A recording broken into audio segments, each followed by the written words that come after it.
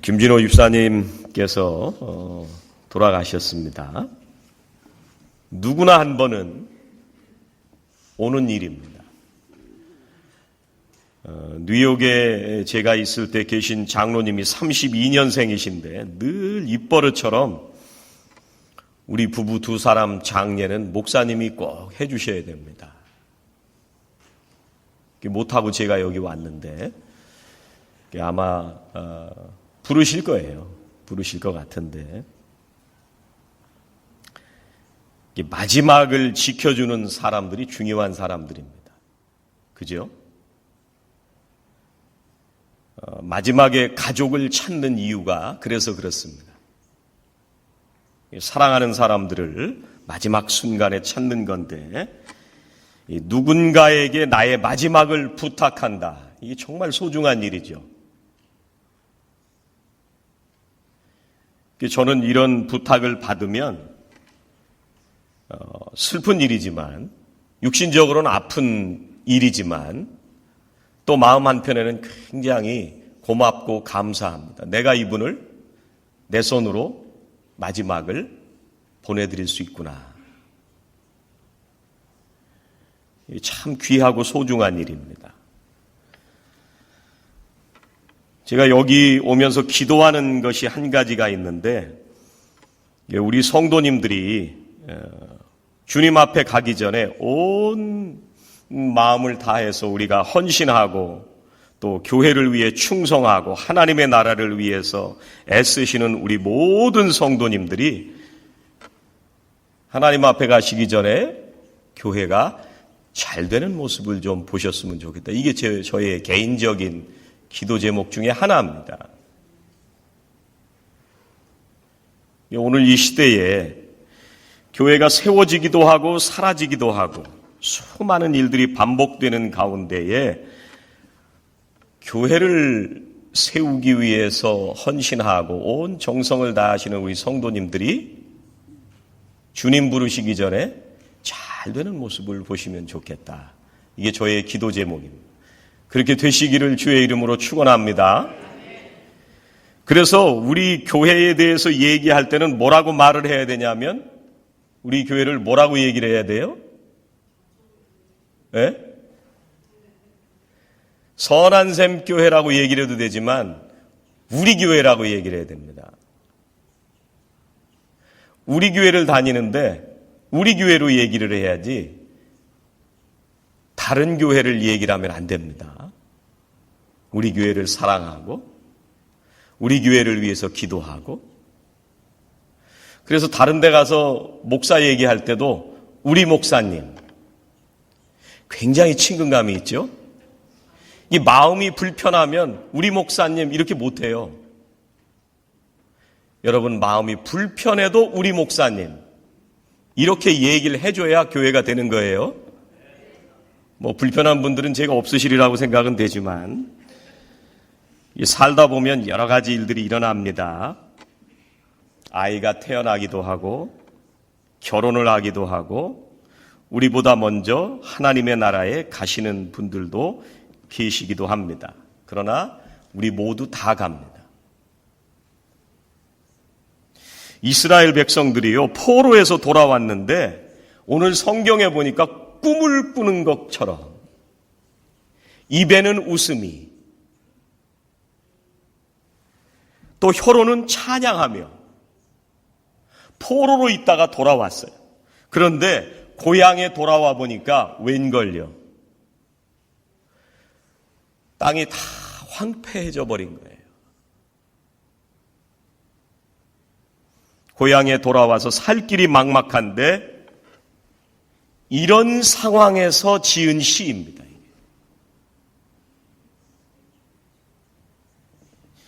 우리가 사는 게 다 그렇죠.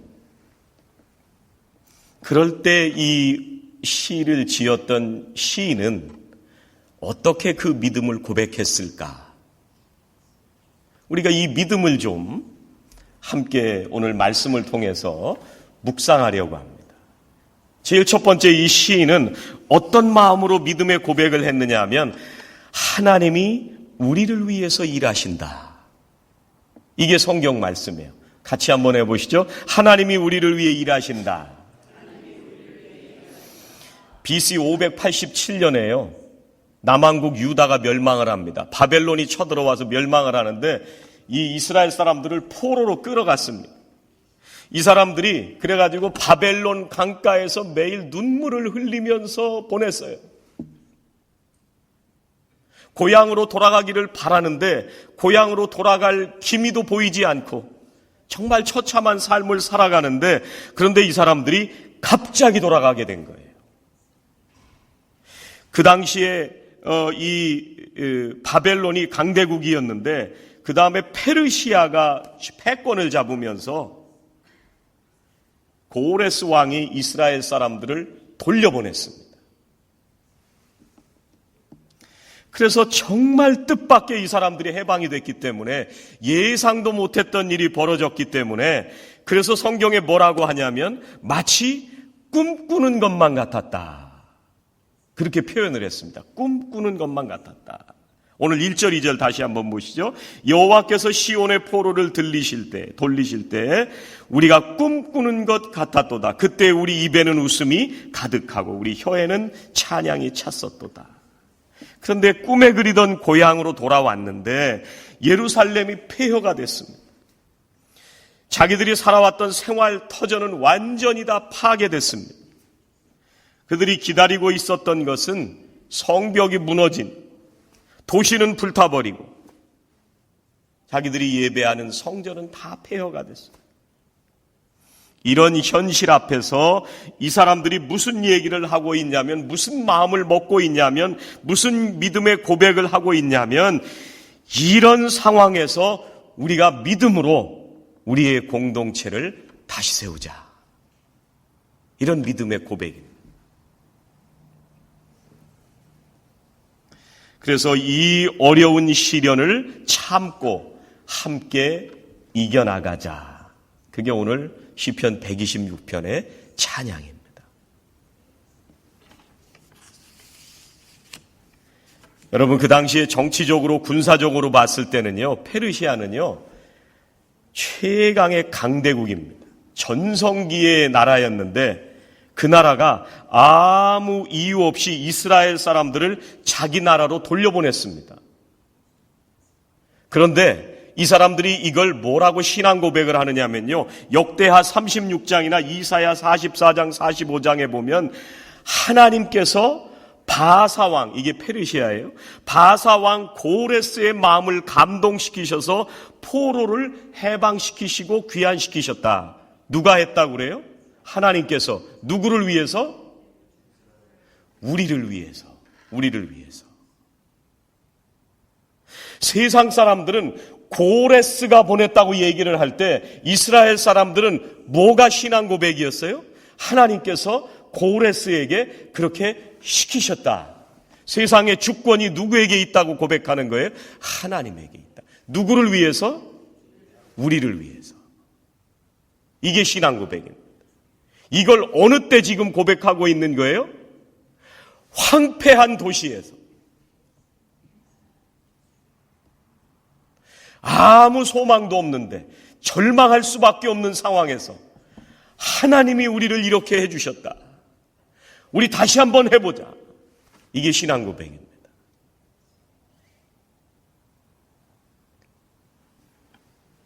오늘 말씀해 보면 하나님께서 우리를 위하여 큰 일을 행하셨다, 이렇게 말씀합니다.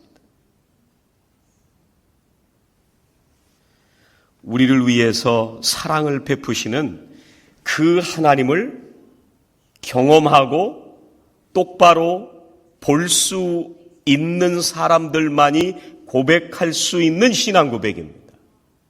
하나님이 우리를 위해서 큰 일을 하셨다. 그 하나님이 보이시기를 주의 이름으로 축원합니다. 그 하나님이 매일 경험되시기를 주의 이름으로 축원합니다.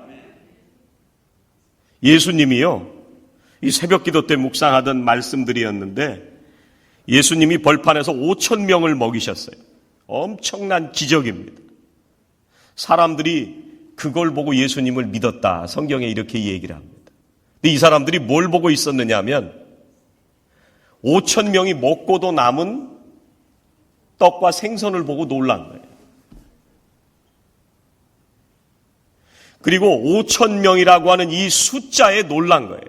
야, 이건 보통 일이 아니다. 그래서 믿었어요. 근데 이 사람들이 나중에 어떻게 됐어요? 다 하나님을 배신하고 떠나버렸습니다. 누가 눈에 안 보인 거예요? 그 일을 하시는 하나님이 안 보였던 거예요.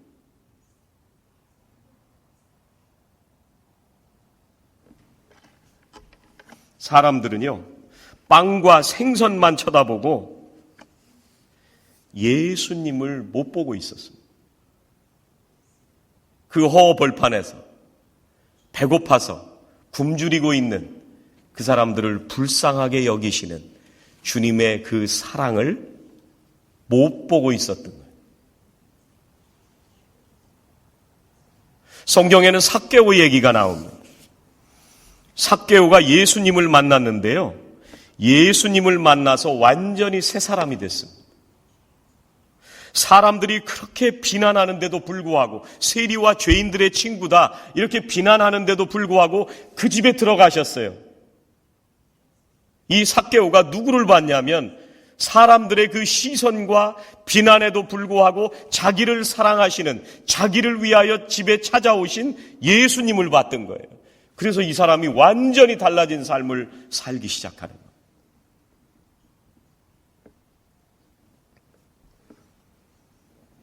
여러분, 지금 나를 사랑하시는 하나님을 느끼며 사느냐 아니냐, 이거는 굉장히 중요한 문제입니다. 날 때부터 소경됐던 사람을 예수님이 고쳐주셨습니다. 유대인들이 다 바리새인들이 비난을 하는데 이 소경이 뭐라고 고백을 하느냐면요, 이 사람이 하나님께로부터 오지 아니하였으면 아무 일도 할 수 없으리이다. 이 사람이 누가 그걸 하고 있느냐고 봤냐면 하나님이 그렇게 해주신다고 고백한 거예요. 우리는 매일 아침에 눈을 뜨면 세상을 볼 수 있기 때문에 본다는 게 별로 대수로운 일이 아닙니다. 일어나서 세수하고 내가 숟가락으로 밥을 떠먹는다는 게 그렇게 별 문제가 아닙니다. 그냥 일상적이고 평범한 일입니다. 그런데 태어날 때부터 아무것도 못 봤던 사람은 본다는 게 하나님의 사랑이에요. 그가 경험하는 모든 것들은 하나님의 사랑입니다. 저는 우리 교회 성도님들이 눈을 뜨면서부터 잠자리에 들기까지, 심지어는 주무시면서도 나를 위해서, 나를 사랑하시는 그 하나님의 사랑을 매일 보고 깨닫고 경험하시기를 주의 이름으로 축원합니다. 이걸 아느냐 모르느냐는 여러분의 삶을 달라지게 하는 문제예요.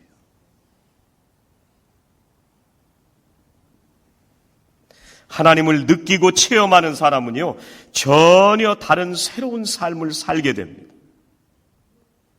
아, 하나님이 나를 위해서 일하시는구나. 아, 하나님이 우리를 위해서 일하시는구나. 이 확신이 여러분의 마음에 분명하시기를 주의 이름으로 축원합니다. 두 번째 우리가 생각하고 싶은 거는요, 환난 가운데 이스라엘 백성들을 기도하게 하십니다. 정말 놀라운 일입니다. 환난 가운데 기도하게 하세요. 여러분, 오늘 4절에 보면 뭐라고 말씀하고 있냐면, 여호와여 우리의 포로를 남방 시내들 같이 돌리소서. 여호와여 우리의 포로를 남방 시내들 같이 돌리소서. 여기서 남방 시내라고 하는 것은요, 건천, 말라있는 개천이에요. 이걸 와디 이렇게 얘기를 하는데, 이게 왜 말라있는 건천이냐면 우기에는 비가 와서 거기에 물이 흘러가는데 우기만 끝나면 여기가 다 말라버리는 거예요.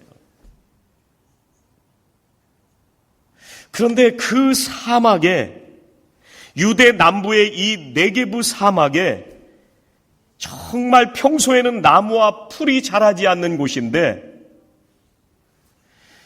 그런데 물이 그 지역에 흘러 들어가기 시작하면은요, 메말랐던 땅이 시내가 만들어지기 시작합니다.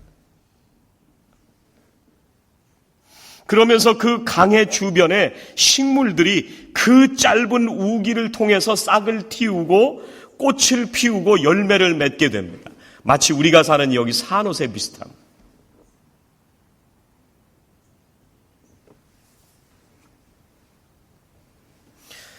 바로 이렇게 건조했던 사막 가운데, 광야 가운데 우기에 물이 와서, 비가 내려서 생명의 물이 흘러가는, 그게 남방 시내입니다.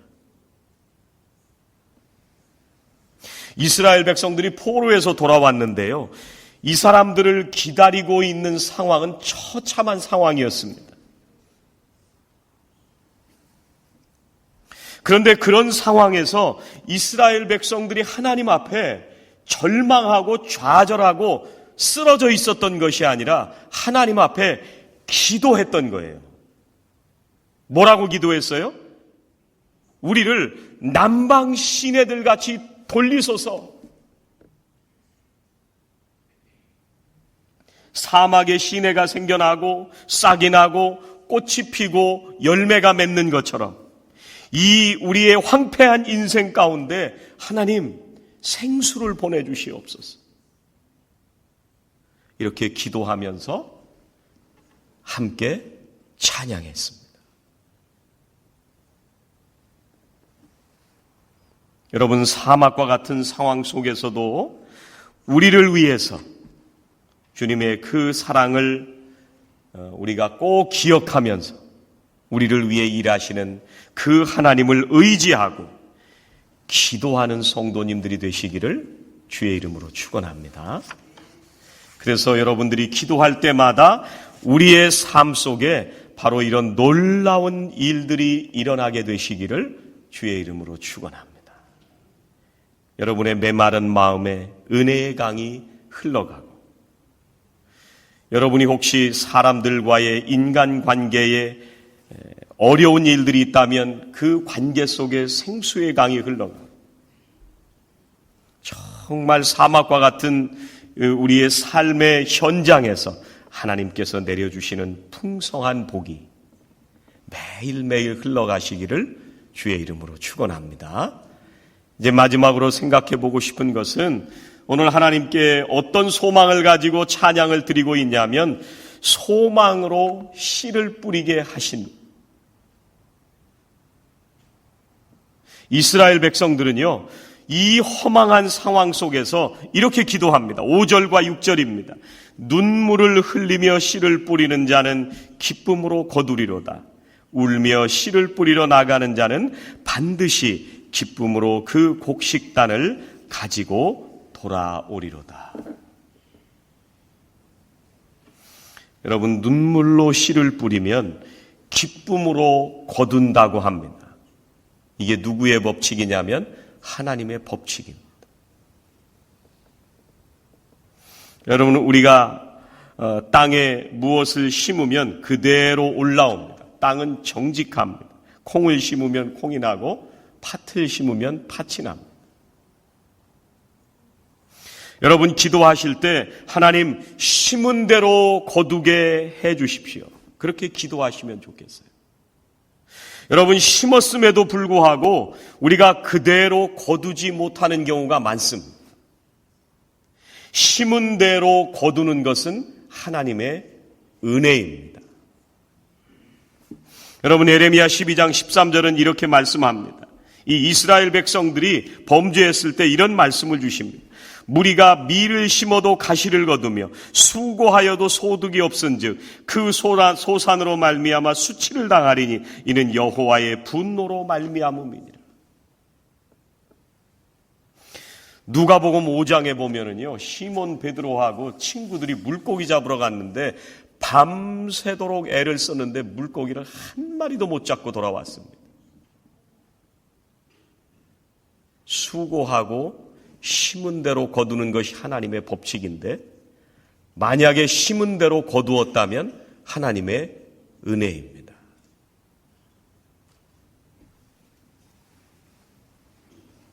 사도 바울은 고린도전서 15장 58절에서 이렇게 말씀합니다. 항상 주의 일에 더욱 힘쓰는 자들이 되라. 이는 너희 수고가 주 안에서 헛되지 않을 줄 알미라.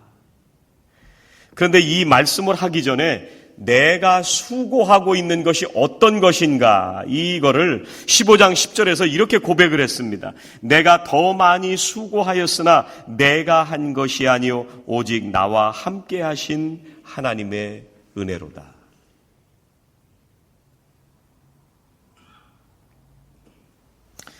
여러분, 우리의 현실이 고통스럽고 힘들 때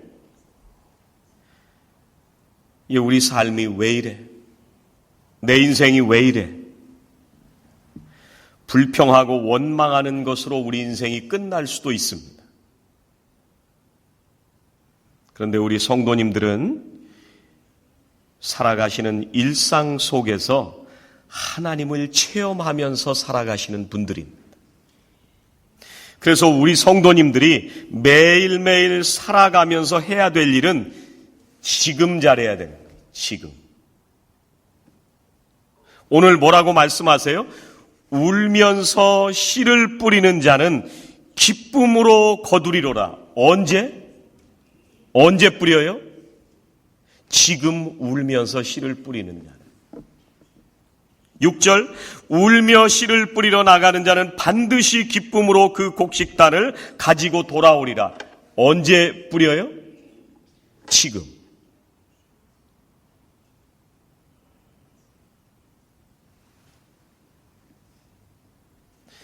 여러분, 우리 교회가 정말 좋은 교회 되기를 원하십니까? 좋은 교회가 되면 내가 그때쯤 열심히 해야지가 아니고요. 지금. 우리 장로님.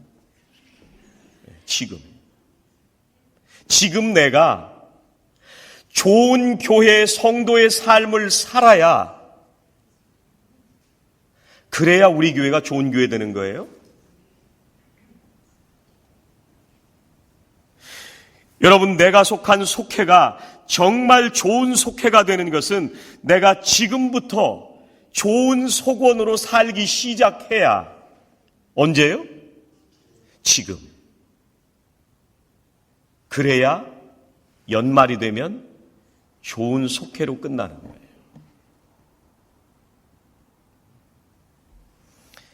여러분, 우리 가정이 정말 좋은 가정이 되기를 원하십니까? 지금 여러분들이 좋은 식구로 지금 살아야, 그래야 우리 가정이 좋은 가정이 되는 겁니다. 이렇게 사는 것이 결코 쉬운 일은 아닙니다. 그래서 눈물을 흘리며 씨를 뿌리는 겁니다. 언제요? 지금.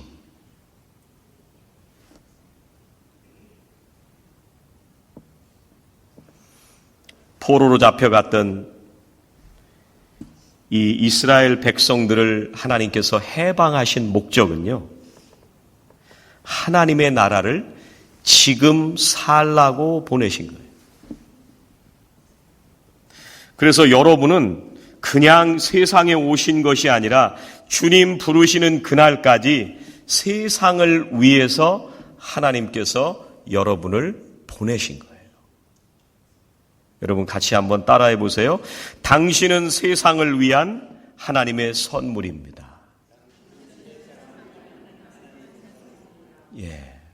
여러분 앞에 보고 하시지 마시고 옆에 분에게 당신은 세상을 위한 하나님의 선물입니다. 손잡아 주시면서 당신은 세상을 위한 하나님의 선물입니다. 여러분, 황폐한 상황 속에서도 결코 절망하지 않고 눈물을 흘리면서 지금 씨를 뿌리시기를 주의 이름으로 축원합니다. 반드시 우리를 사랑하시는 하나님께서 거두게 하실 줄로 믿습니다. 기도하시겠습니다. 하나님 감사합니다. 우리가 살아가면 갑작스러운 일들도 일어나고 허망한 일들도 일어나며 주님 앞에 가는 그날까지 세상의 수많은 환경들이 우리 앞에 펼쳐지지만 그러나 우리가 결코 절망하거나 좌절하지 않는 것은 우리를 위하여 여전히 사랑하시는 주님이 계시기 때문인 줄로 믿습니다.